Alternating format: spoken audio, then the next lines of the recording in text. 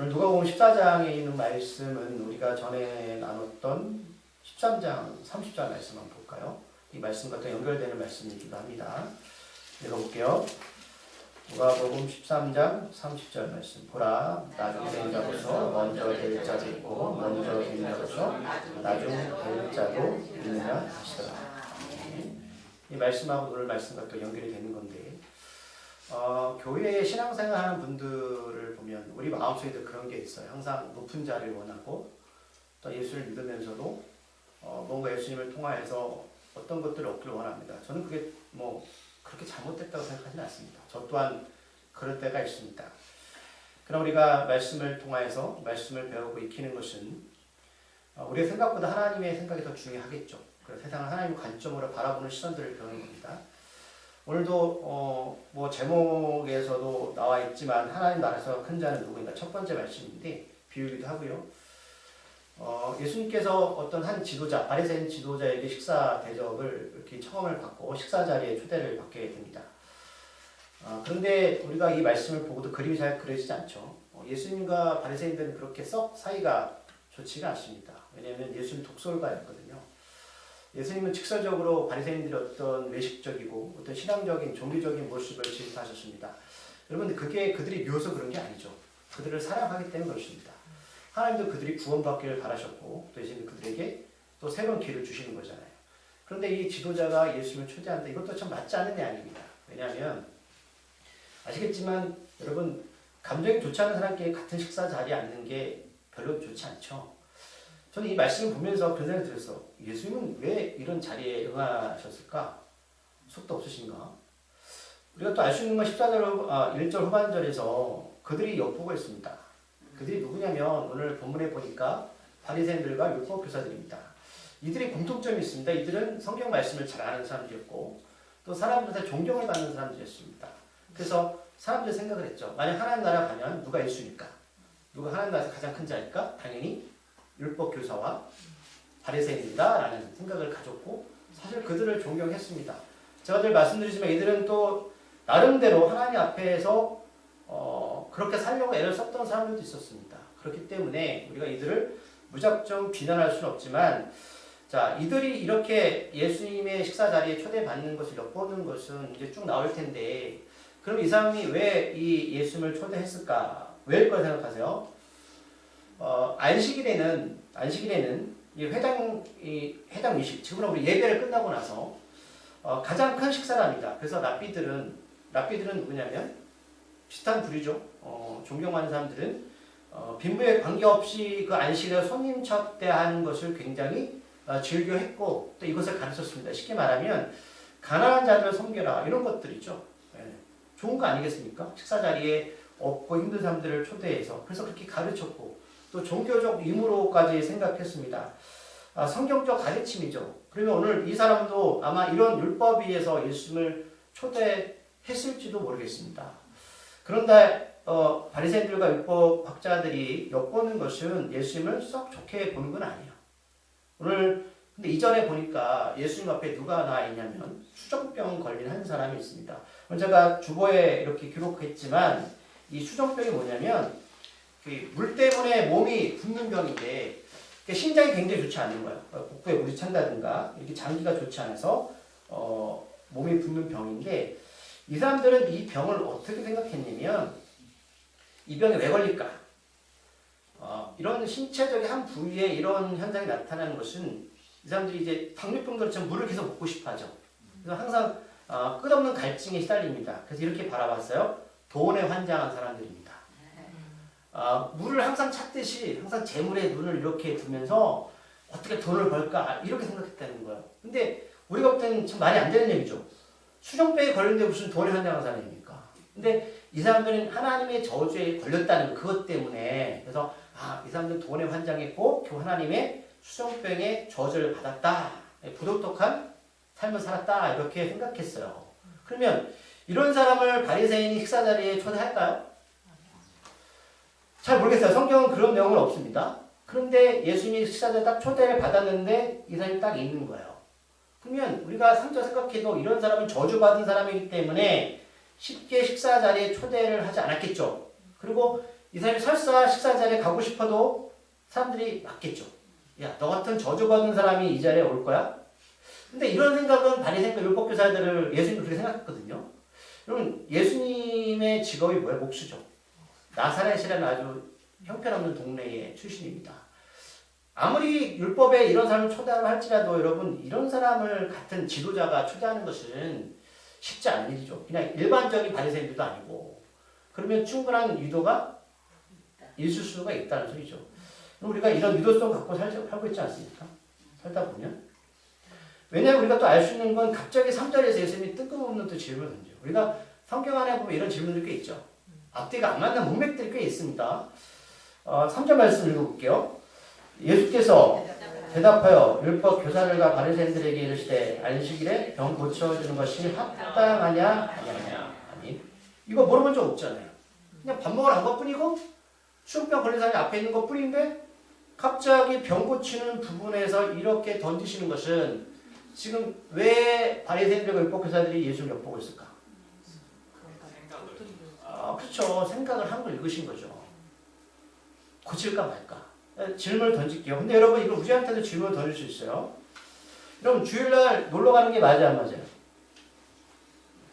합당하지 않을까요? 헷갈려요? 그럴 수 있어요. 주일날 그 시험 보는 거 주일 예배 빠지고 합당하지 않아요. 잘 모르겠어요. 그런 일도 있죠. 이것도 믿음 안에서 가는 거지. 믿음 없으면 이거 생각도 안 합니다. 그게 뭐 중요해요. 믿음의 삶이 좋은데. 그러니까 이거는 오늘 이 사람들한테만 적용되는 게 아니고요. 그래서 거꾸로 말하면 이 율법교사와 바리새인들은 안식일날 병을 고칠까 안 고칠까요? 안 고치죠. 예. 근데 이제 뒤에 나와 이것도. 여태까지 예수님 뜬금없는 질문은 굉장히 난감합니다. 우리가 남성교회 항상 질문을 던지거든요. 뜬금없이 질문 던져요. 제가 옛날 성경 공부할 때 그랬거든요. 제가 왜를 자꾸 물어봐요. 그러면 쉽지 않죠. 그런데 그거를 이제 잘 잡으셔야 되는 거예요. 안식일에 병 고쳐주는 것이 합당합니까? 아닙니까? 이거는 간단하죠, 여러분. 만약 아픈 병 가야 되는 거 아니에요? 이건 간단한 얘기인데 우리가 삶 가운데 주일날 일어나는 모든 일들이 다른 일들이 있잖아요. 근데 솔직히 보자고요. 어떻게 하실 거예요? 주님에게 질문 던지는 거예요. 야, 안식일에 가는 거 합당하니? 목사? 합당하지 않아? 잘 모르겠습니다. 4절에서 그들이 잠잠합니다. 이 뜻은 뭐죠? 대답할 수가 없죠. 뜨거운 질문일 수도 있고 이것 때문에 부른 게 아닌데 예수님이 그 사람을 데려다가 고쳐 보내십니다. 저는 여러분 4절 말씀만 해도 이런 생각이 들었습니다. 다음날 고쳐주시면 안 돼요? 굳이? 왜 이런 문제를 일으켜가지고 논쟁을 일으키시나요? 예수님 다음날 고치면 안 돼요? 당장 죽을 병인가요? 수영병이? 야, 너 내일 와. 내가 고쳐줄게 할 수 있죠. 우리의 그런 융통성이 있잖아요. 오늘의 삶이 전부냐고요. 내일도 있는데 내일도 있는데 굳이 안식을 지키는 게 여러분 그게 뭐 도움이 된다고. 그럴 수 있죠? 근데 굳이 이거 논쟁 일으키자는 거예요. 예수님이. 그렇지 않겠습니까? 그러면 그들이 잠잠했다는 것은 두 가지 마음이에요. 그럴 수도 있고 안 그럴 수도 있는 거죠. 아니라고 하면 말하겠죠. 근데 반박할 수 없어요. 또 그렇다고 말하자는 것도 그렇고 여러 가지가 마치 복잡해지는 우리처럼 복잡해집니다. 예수께서 그 사람을 데려다 고쳐 보내십니다. 한번 싸워보자는 거예요. 성격 희한하죠, 예수님도. 저는 예수님 마음을 잘 모르겠어요. 여러분 이거는요. 지금 예수님이 누구한테 도전장을 내미는 건지 아세요? 실질적으로? 하나님입니다. 이해가 안 가실 거예요? 그럼 왜 안식일날 병 고치지 말아야 되죠? 하나님이 그렇게 말씀하신 율법에. 근데 그걸 사람들이 후대에 막 첨부시킨 건 맞아요. 그러면 예수님이 늘 말씀하셔서 우리가 배웠던 거. 안식일 주인이 누군가? 나다. 그럼 자기가 하나님이신 거죠. 그 다음에 안식을 왜 만들었냐? 우리를 위해서 만드신 거죠. 그러면 바리새인들 입장에서는 이렇게 말하면 예수님은 누구예요? 자기가 하나님인 거예요. 이 싸움이요 그냥 단순한 싸움이 아니라고요. 내가 하나님이야. 근데 목수의 아들이고 이런 사람이 어떻게 하나님이 될 수 있을까? 이 논쟁을 하자는 거예요 지금 예수님. 그럼 율법교사 바리새인들은 뭘로 싸워야 돼요? 말씀으로 써야 되겠죠. 그럼 말씀을 써야죠. 그럼 뭐 선한 일을 써합니까? 말씀을 써야죠. 잘 안 되네요. 그럼 구원 어떻게 받죠? 말씀을 써야 되죠. 이 단어가 어떻게 써요? 말씀을 써야죠. 지금 안식일에 어떻게 할 거냐? 이러면 말씀으로 우리가 풀어야지. 우리 생각은 말할 거예요. 그러면 안 되죠. 그럼 우리 생각이죠. 자, 5절 말씀 또 읽어볼게요. 자, 예수님이 참 기가 막히게 말씀하십니다. 또 그들에게 이르시되 너희 중에 누가 그 아들이나 소가 우물에 빠졌으면 안식에라도 곧 끌어내지 않겠느냐 하시니. 아멘. 자, 아들이나 소가 우물에 빠졌습니다. 너 끌어낼 거 아니야? 내일 끌어낼 수 있어요? 오늘 죽잖아요. 그러면 뭐 소는 그렇다 치지만 아들은 어떻게 할 거예요? 죽일 거예요? 그러면 이렇게 말씀하시는 건 우리가 생각하는 것들은 그냥 요것만 단편적인 거잖아요. 아, 뭐 안식일 지켰다 안 지켰다. 근데 예수님은 그 사람들의 심도까지 찌르시는 거죠. 너희들이 그렇게 잘 지킨다며 하잖아. 이거는 그럼 사람 보이는 데서 할까요? 모르겠어요. 근데 이걸 왜 하죠? 이 사람들 왜 구할까요? 소를 왜 구하죠? 네. 아니 소는 돈이 되잖아요. 비싸잖아요. 아들은 어떻게 죽으면 안 되잖아요. 그러니까 자기 나름대로는 이건 지켜도 돼, 안 지켜도 돼 이렇게 말하는 거예요. 이해하셨죠? 그러니까 예수님 정확하게 지키고 계신 거예요. 그래서 6절에 뭐예요? 그들이 이해되어 대답 못합니다. 할 수가 없죠. 왜? 이렇게 살잖아요.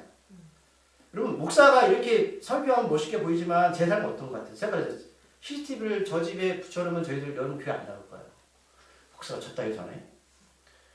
우리가 있잖아요. 신앙적인 부분은 그럼 예수님이 이 말씀을 하시는 건 너희들 안식일에 지금 병 고치냐 안 고치냐 이 부분을 말씀하는 게 아니라 고쳤으니까 좋고 안 고치면 나쁜 사람 이게 아니고 또 안 고치면 잘했고 고치면 좋았다 이 말씀하는 거 아니에요?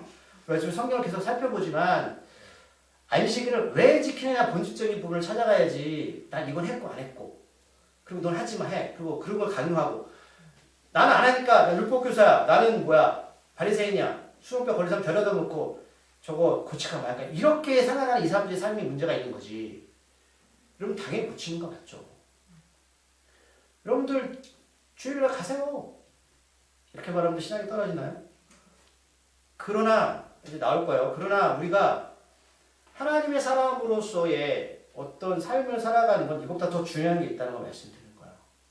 자, 그리고 나서 7절에서 대답 못하니까 갑자기 또 그러니까 예수님이 있잖아요. 또 갑자기 청함을 받은 사람이 있는데 높은 자리의 택함을 보시고 그들에게 비유로 말씀한다. 자, 이 사람들이 여러 사람이 초대를 받았어요. 그러면 이 사람들 청함을 받은 거죠. 예수님도 청함을 받았고 바리새인과 율법교사도 청함을 받은 거예요. 지우자 집이니까. 그러면 예수님이 지금 수정병 걸린 사람을 이제 고치고 있고 이 사람들이 뭐 하나 보고 있을 때 이 사람들은 또 딴 짓을 뭐 하고 있었냐면 높은 자리에 앉고자 막 경쟁하는 거예요. 자, 이 사람들이래요. 잔치를 오늘 이따 말씀드리겠지만 초대를 받으면 주인이 있죠. 주인이 있으면 높은 사람은 가장 높은 사람은 그 왼쪽에 앉는 거예요. 주인공이고 그 다음 오른쪽, 왼쪽 이렇게 가는 거예요. 그러면 누가 왔어요? 그러면 주인은 알아보죠. 그럼 이 자리에서 가장 높은 사람이 누굴까? 보면 주인은 왼쪽에서 가장 높은 사람이에요. 아, 그 다음 넘버트는 누구다? 오른쪽. 딱 볼 수가 있어요. 얘기하지 않아도 알아요. 이 사람이 제일 높네.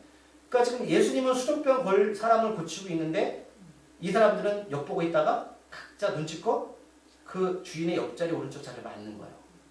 경쟁하는 거죠. 그럼 율법교사와 바리새인들이 왜 율법을 잘 지킬까요?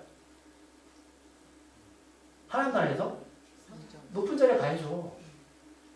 아니 우리가 왜 예수 잘 믿어요? 우리 보죠. 예수 왜 잘 믿고 싶으세요? 복 받아야죠. 그거 아니에요? 그리고 내가 이렇게 하면 하나님이 주실 거야. 그리고 하나님 나라에서 뭔가 하나님께서 강남 아파트 한 채를 주실 거예요. 지금 이 사람들이 막 경쟁하는 거죠. 야, 아픈 사람을 두고 자기 나름대로의 실속을 차리고자 막 잘해요. 그래서 이거 보고 비유로 말씀하는 거예요. 그 비유가 오늘 나오는 거예요. 다음 주까지 나올 거예요. 자, 어떤 비유냐면 혼인잔치죠. 혼인잔치에 청을 받았다. 하나님 나라 천국잔치 혼인잔치 비유 잘 하셨죠? 그럼 이걸 그렇게 받아들이셔야 돼요. 자, 하나님 나라의 혼인잔치가 이렇습니다. 그럼 우리 어떻게 돼? 빨리 가가지고 예수님 왼편에 앉아야죠. 빨리 1번, 2번 앉아야 되잖아. 누가 오기 전에. 그런데 어떤 사람이 예수 말씀하신 거예요. 너도 청함을 받았을 때에 높은 자리에 앉지 마. 왜냐하면 8절 후반절에 이렇게 나와요. 너보다 더 높은 사람이 청함을 받은 경우에 그 자리를 빼앗긴다는 거예요. 원래 이 사람들도 가장 잔치집에 높은 사람은 맨 나중에 와요. 예수님 언제 오실까요? 네, 맨 나중에 오시겠죠. 그런데 제가 김일중 목사가 잔치 딱 갔는데 눈치 보는 거예요. 저 사람 높은 자리 잘 모르겠어요? 싹 앉았어요. 제가 그랬더니 맨 나중에 높은 사람이 딱 와요. 그럼 난 자리를 어떻게 해줘야 돼요? 내줘야 돼요. 그럼 이 사람은 저는 왜 높은 자리에 앉았을까? 나는 높은 사람을 생각했어요. 당연하죠. 그러니까 높은 자리에 앉죠. 나는 높은 사람이야. 왜 높을까요? 잘해보. 세상적으로 보면 지혜도 있겠죠. 세상적으로 보면. 그런 위치도 있었을 거예요. 세상적인 기준이에요. 자, 근데 9절 말씀 읽어볼게요. 너와 그를 청한 자가 와서 너더러 이 사람에게 자리를 내주라 하리니 그때 내가 부끄러워 끝자리로 가게 되라. 아멘. 청한 자는 뭐야? 혼인잔치에 초대한 사람이 끝자리로. 이 사람들이 식사를 어떻게 하냐면 앉아서 하는 게 아니고 비스듬히 앉아요. 비스듬히 봐요. 여러분 그림 보시면 얘들 식사를 이렇게 비스듬히 누워요. 여러분 로마 영화 보셨어요? 누워서 밥 먹는 거? 걔들은 침대에 누워서 밥을 먹어요. 맨날 체하지. 그러니까 누워서 먹는 거예요. 이렇게 먹는 거예요. 그러면 이렇게 있다가 높은 사람 오면 그 자리를 여러분 그냥 발딱이라는 게 아니라 누워있다가 보세요. 모든 사람들이 누굴 집중할까요? 나를 보는 거죠. 누워있다가 이렇게 앉으세요. 이렇게 하는 거예요. 너는 부끄러워 끝자리로 가게 되리라. 가는 거예요. 그럼 이 사람은 자기가 나름대로 세상에서는 제일 높은 자라고 생각했는데 청한 사람 볼 때는 뭐예요? 끝자리에 있는 사람이에요. 하나님의 관점과 우리 관점은 달라요. 자, 그런데 제가 하나 질문을 던질게요. 예수님은 이 땅에 어떻게 오셨어요? 정말요? 낮은 자로 오셨어요? 그리고 어떻게 하셨죠? 목숨까지 드렸죠? 왜요? 그걸 아까 배웠어요. 왜? 그 가장 큰 사랑이 뭐죠? 영원 구원이잖아요. 우리 구원하시기 위해서. 그럼 안식일 왜 지켜야 돼요? 예수님 사랑하시나요? 내가 생각하는 사랑의 가치가 어떤 거냐라는 비중의 차이일 뿐이에요. 그거는. 자, 10절에 보면 이제 예수님 말씀하세요. 김일중 목사한테 청함을 받았을 때 차라리 가서 끝자리에 앉으래요. 저한테. 그러면 너를 청한 자가 와서. 근데 여기서 중요한 메시지가 너더러 벗이요. 친구. 성경에 보면 예수 우리의 친구다라고 말씀하는 거예요. 친구는 뭐죠? 관계가 된 거죠. 관계가 된 사람을 말해요. 관계가 안 돼도 친구라고 말해요. 친구야, 올라앉아. 라고 말해요. 이 사람 왜 끝자리에 앉았을까요? 여러분 잔치집 지금 막 싸우고 있잖아요. 이 사람 여러분 딱 자리에 앉으면 왜 끝자리에 이 사람 왜 앉았을까? 자기는 끝자리에 앉을 수밖에 없는 사람이다. 지극히 작은 자이죠.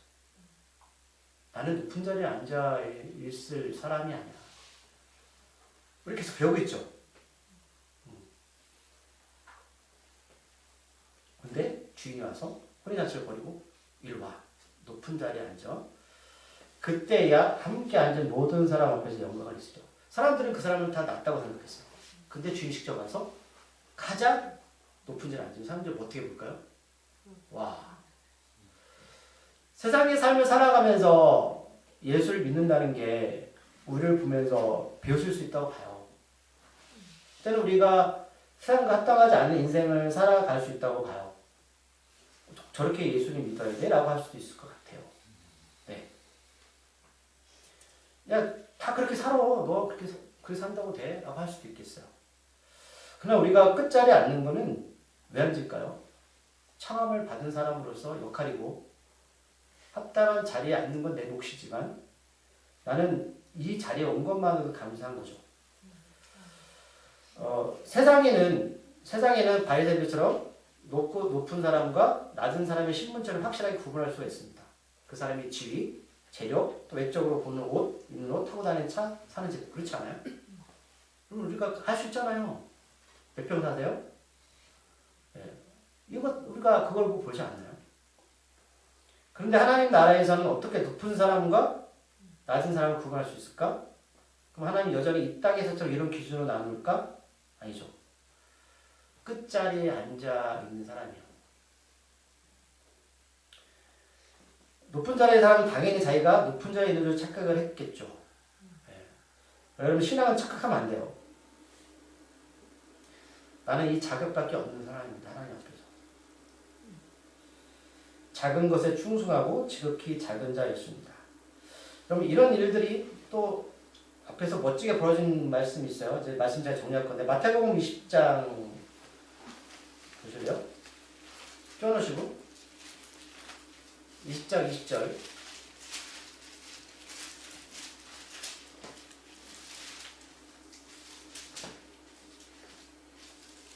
설교된 적이 있습니다. 그 야고보와 세베대 아들들의 어머니의 이야기거든요. 자, 이 내용 아시죠? 세베대의 아들들, 야고보 요한이요. 어부였죠. 어떻게 보면 세상에서 그냥 평범하게 살았던 사람입니다. 예수를 따랐는데 이 어머니가 침몰바람을 일으키잖아요. 아들들을 다 대동하고 예수께 절하며 묻습니다. 예수님, 너 뭘 원하니? 그랬더니 하나 우편에, 하나 좌편에. 그렇게 얘기하시는 거예요. 너무 원투. 청함을 받았는데 22절에 예수님이 읽어볼까요? 예수께서 대답하시되 너희는 너희가 구하는 것을 알지 못하는도다. 내가 마시라는 잔을 너희가 마시느냐? 그들이 말하되 할 수 있나이다. 아멘. 예수님 이거 뭐 말씀하시는지 알죠? 십자가입니다. 너 하나님 나라에서 뭐 구하는지도 모르는구나. 나 이렇게 죽을 건데 할 수 있어? 그래서 뭐라고 말해요? 할 수 있습니다. 쭉 하시다가 또 재밌는 장면이 나옵니다.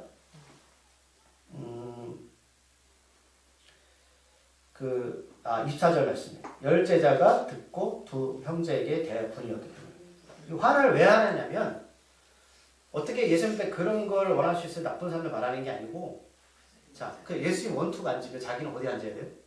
스리퍼 앉아야 되잖아요. 화를 내는 거죠. 야, 그러면 이 사람 다 똑같이? 이거 원했다는 거예요. 그럼 우리가 읽었던 말씀 이제 보면 똑같이 나오는 거예요. 26절부터 28절까지 말씀.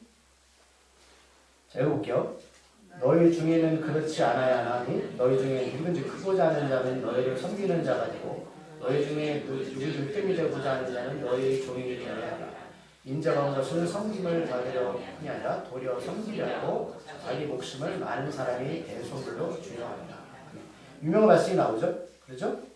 25절 보면 제자를 불러다가 세상에 힘 있는 사람들도 자기 마음대로 하는데 예수는 하나님이잖아요.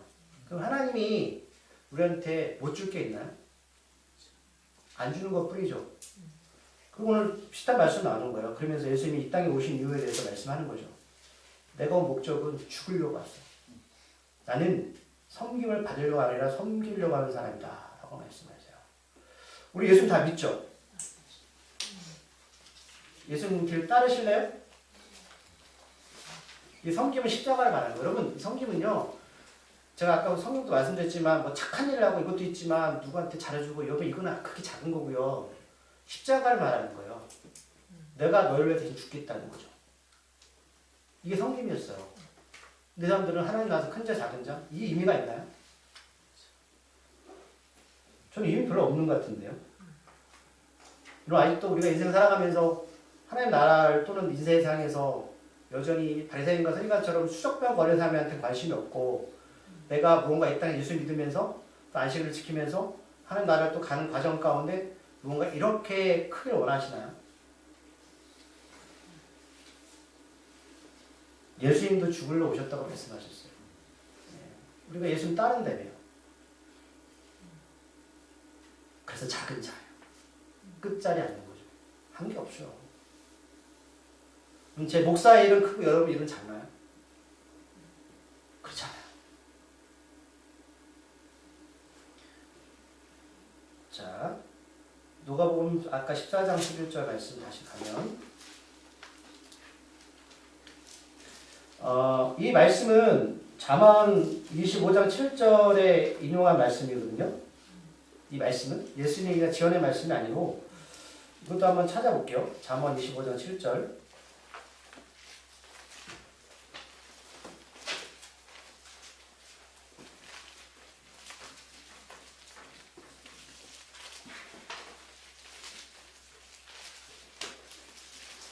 (939쪽입니다)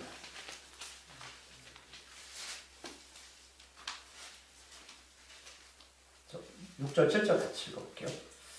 왕 앞에서 스스로 높은 채 하지 말며 대인들의 자리에 서지 말라. 이는 사람이 내게로 이리로 올라오라고 말하는 것이 내 눈에 보이는 빈 앞에서 저로 내려가라고 말하는 것보다 나으리라. 아멘. 오늘 그 말씀 같은 말씀이에요. 왕이 예수님 앞에서 여러분 높은 채 하지 마세요. 대인들, 사람들이 그게 좋다고 잘하는 거라고 서지 말라는 거예요. 정말 바리새인들이 율법 학자들이 안식의 의미를 알았다면 좀 엿보는 게 맞지 않죠. 수족병 걸린 사람들 관심을 가졌어야 했죠. 우리가 다음 주에 뭐 수족감사에 다음 말씀 정하고 다다음 주에 더 이어서 전할 건데, 근데 우리가 더 이상 여기에 논쟁하지 않는 사람이 되길 소망합니다. 안식을 지키고 안 지키고 뭘 하고 안 하고 이건 아니에요. 특히 낮은 자는 하나님 앞에 하는 것이 은혜로 하는 겁니다. 저는 그것이 이 땅에 살아가면서 우리의 생명 되신 예수가 날 위해 주신 그것을 위해서 오늘 하루에 작은 부분을 드릴 수 있는 삶이 기쁨이라고 생각을 하거든요. 그래서 우리가 이 끝자락에 서 있지만 그 끝자락에 하여 볼 때는 끝자락이 아닙니다. 그날을 소망을 살아가는 건 어쩌면 남들이 볼 때는 여전히 무식한 일일지 모르겠지만 지혜로운 사람입니다. 그거를 빨리 깨닫는 자가 복된 자죠. 네. 다다음 주에 이어서 이 말씀을 더 심도 있게 나눠보도록 하겠습니다. 네, 기도하겠습니다. 하나님 아버지, 세속 사회에서 세력을 가진 사람은 대부분 부패하게 되어집니다. 지배자들은 쉽게 자기만을 위하여 중심의 삶을 살고 또 그것을 유지하기 위해서 욕망 덩어리로 살아갑니다. 그런데 예수님은 전능자임에도 불구하고 세상 사람들이 원하는 그런 높은 자리가 아니라 본인이 가장 낮은 자리로 이 땅에 내려오셨습니다. 우리가 예수를 믿는다는 것은 뭐 내가 뭐 눈치 없이 또는 뭐 누구한테 뭐 이렇게 자기를 낮추고 이런 모습이 아니라 예수님이 왜 우리를 위해서 십자가에 죽으셨고 왜 고통 가운데 가셨는지를 우리가 이 땅에 살아가면서 견뎌내는 인생을 살아가는 것입니다. 그 가운데서 하나님의 뜻을 발견하고 또 우리가 이렇게 예배를 드리고 안식일을 지키고 또 하나님의 뜻을 전하고 복음을 전하는 건 어떤 이유에서 있는 것이 아니라 내가 어떤 작은 자리에서 그 십자가의 의미를 깨닫고 십자가를 삶 가운데 또 살아내는 것입니다. 아버지, 이제 우리가 더 이상 작은 것에 논쟁하지 않기를 소망합니다. 당연히 몸이 아픈 사람은 고침을 받아야 되고 어려운 사람들은 도움을 받아야 됩니다. 그것이 하나님의 뜻이고 안식일을 만드신 이유입니다. 우리가 이제는 무엇을 할까, 무엇을 먹을까, 마실까 거기에 우리 인생을 거는 사람이 아니라 어떻게 먹고 어떻게 마셔야 될지를 주님 안에서 우리가 과정 가운데 가는 사람이 되기를 소망합니다. 이제는 어린아이 같은 신앙으로 살지 말게 하시고 우리가 하나님 안에서 예수님만큼 자라서 주님이 이 땅에 오신 일을 분명히 깨닫고 그 길을 따르는 주님의 참된 제자가 되게 하여 주시옵소서. 이제 우리가 주 앞에 작은 자가 되어서 작은 것에 충성하는 믿음의 삶 살게 하여 주시옵소서. 예수님의 이름으로 기도드립니다. 아멘.